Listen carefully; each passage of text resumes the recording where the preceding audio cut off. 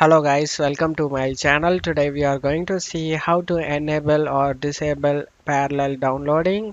I show you guys how to do it. So you may be asking yourself, what is parallel downloading?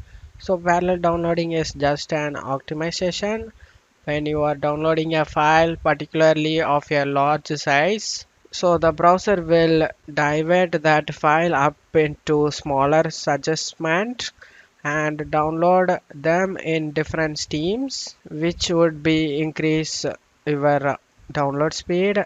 All you have to do is open up Chrome and search for Chrome colon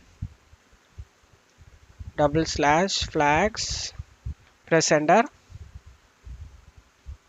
Now in the search flags you just need to search for parallel download.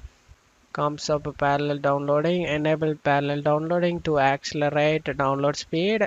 Click on this drop down and select enabled if you want it, and select disabled if you want to disable it. I'm gonna enable this option guys. After enabling it, select relaunch, and now the parallel downloading has been enabled guys. That's all you have to do it guys. I hope this video helped you guys. If the video helped you, don't forget to leave a like you guys. You can also subscribe me and support me guys. Thank you.